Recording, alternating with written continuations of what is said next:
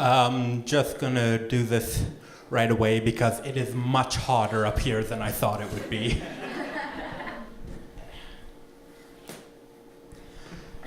So the first thing I'm just gonna ask everybody in the room, and I'm used to doing stand-up comedy, so if I ask you a question, just respond in applause. Very vain, I know. Who here knows what autism is? Okay, that's a solid most of you. For anybody that doesn't know what autism is, it's defined as a neurodevelopmental disorder affecting a person's social abilities as well as sensory processing and just a whole list of other stuff, because in truth, nobody really knows what autism is because it's unique to every individual person. So keep that in mind when I'm talking tonight, is that anything I say about autism is unique to my story. It is honestly the most diverse condition out there that really nobody has an easy job of defining it. But what I really want to talk about tonight is not necessarily autism, that's going to be a lot of what I'm talking about, but is just the idea of having a conversation and what a conversation is. So I'm going to start with where I decided to start having a conversation. Grade 8, when I was 13 years old. I was young. I didn't have a lot of friends at the time, and I decided that I wanted to go to this talk that was happening at the Child and Youth Autism Center. It was, I believe he was 18 years old at the time.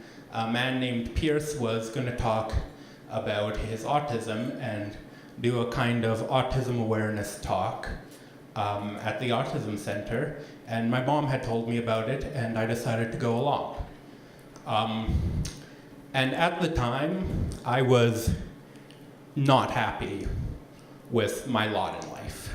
I felt like I was given less than everybody else, and I really just felt a lot of hatred for what I was born as. I was born as an autistic person, and I remember at the beginning of that school year, they listed, they gave you an assignment to list all these cheesy things, and they said, what do you want to do with your life? And I listed, discover a cure for autism, because I wanted to get rid of it. That all changed when I went to that talk that night. I don't really remember what he said much. I don't really remember exactly what spoke to me, but what I do remember is I came out of that talk and I wanted to do that. I wanted to talk about autism, and I didn't want it to be a negative part of my life. I wanted it to be something that allowed me to make other people with autism's life better.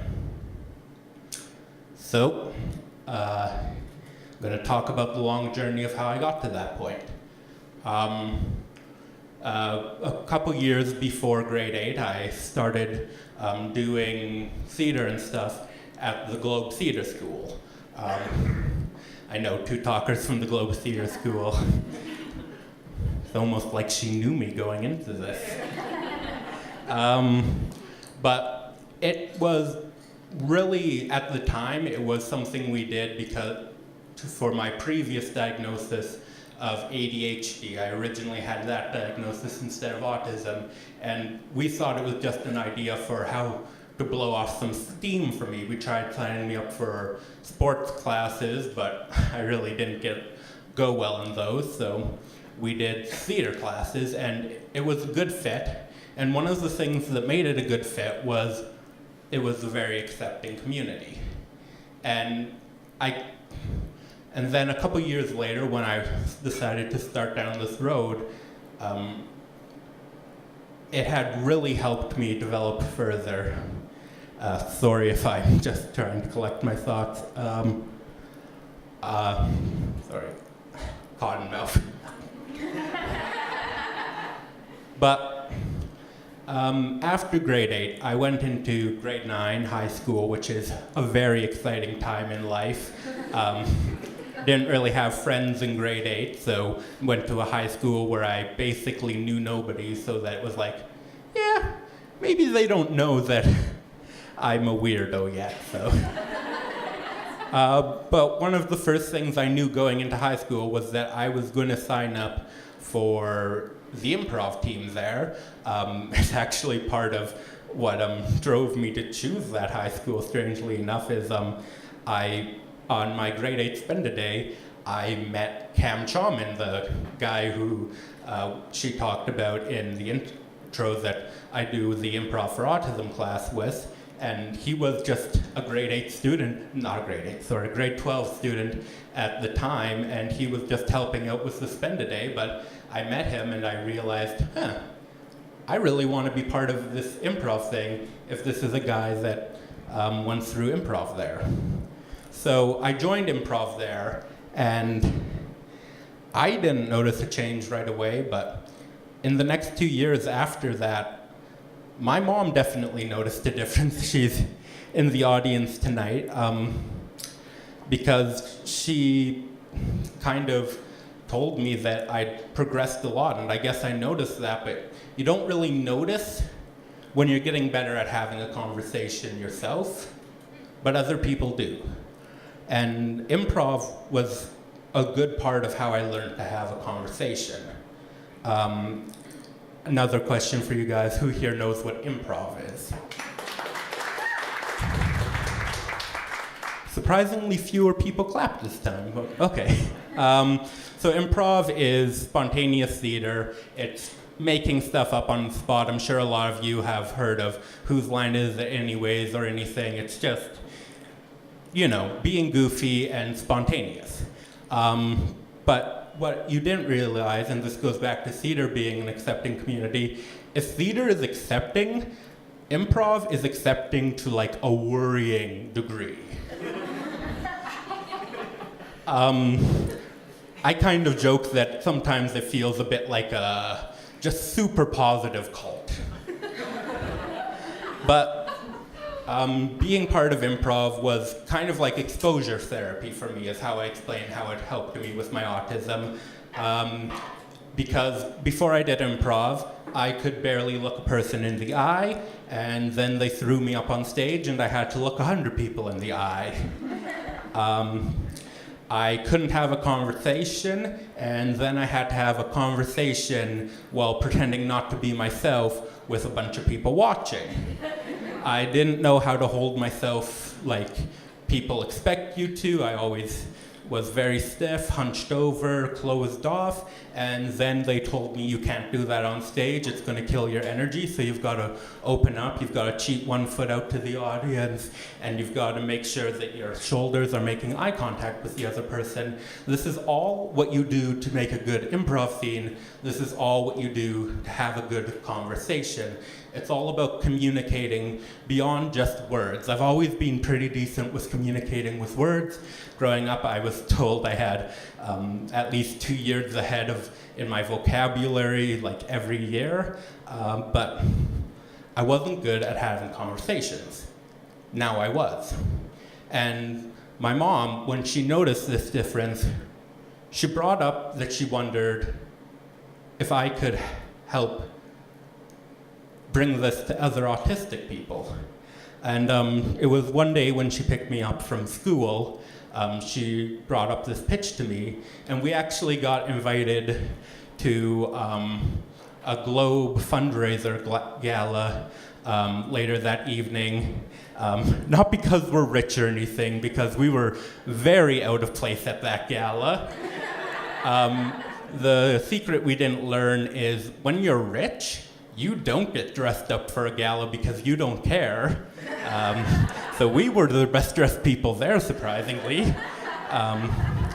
But the reason she got invited to the gala was because the year previous, she was asked to talk about my experience with the Globe Theatre School because I was a long-time recipient and I was such a positive case for them, but she didn't feel comfortable doing that. She didn't do theater when she was younger, so. But the next year, they basically said, oh, but we still will let you experience coming to the gala. We'll just give you an invitation next year. So this was our pity invite. But she brought up that I should bring up the idea of improv for autism to the then their school director, Shauna Dunge. So later that night, we went up there. I've retold this story so many times that I actually went back to notes I kept of the entire process of developing Improv for Autism to see exactly how this happened. I was not brave enough to pitch it to Shauna, so my mom ended up pitching it for me. So really everything I've contributed to this program was actually her, but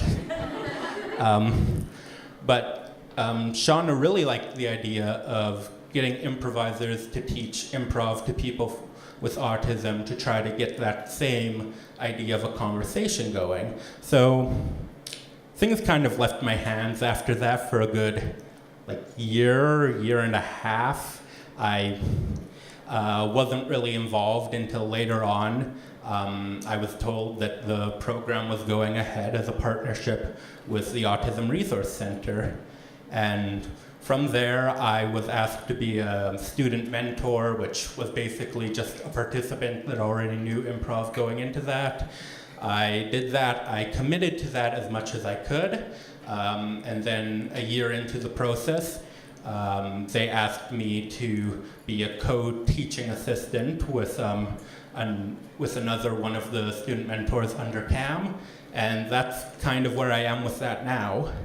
And if you're wondering why I'm done my story so quickly when I still have a good 5 minutes to go, I think, it's because that's not really where I wanted to end this story. Because Improv for Autism is great. It's really why I was asked to be here tonight. But I want to go back to the idea of having a conversation and what it means to have a conversation. What we've been doing tonight is having a conversation.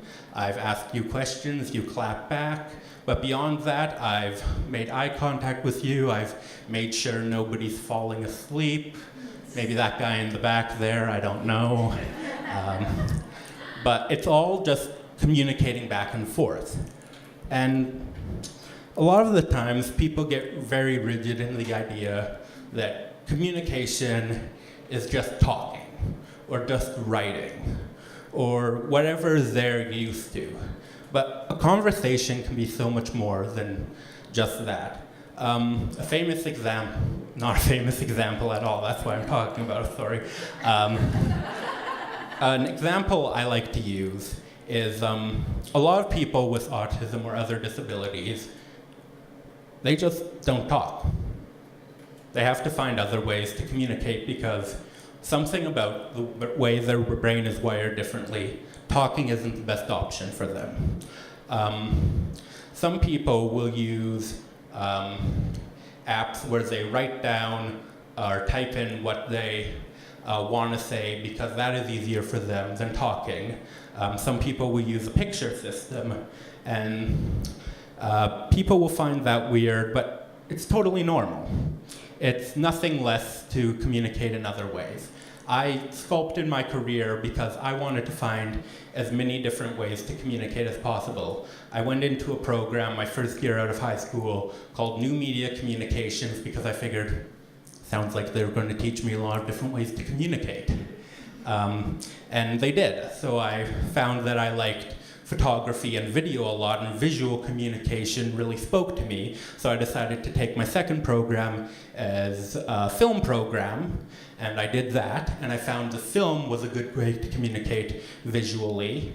And from there, I'm kind of just working on finding a way to use all these different ways I've communicated to tell the story of autism, not just my story, but as diverse a story as possible. Because I can't really say where I'm going from here because I don't know where the future will take me. Nobody really does. But what I do know is that my next goal going into the future is to find a way to use all the ways I've learned to communicate from when I was just a kid who didn't know how to have a basic conversation, that didn't know how to look somebody in their eyes, didn't know any of this stuff, to being a person that learned all these different ways to communicate. I want to find a way to use those communication skills to give other people with autism that might not necessarily know how to communicate as well as me, or even people not with autism. But what I'm working on is just sharing as many stories as I can with what I've worked and what I've been given. So I'm not really sure if anything I've said tonight has made any semblance of sense, but that's what I have to say. So.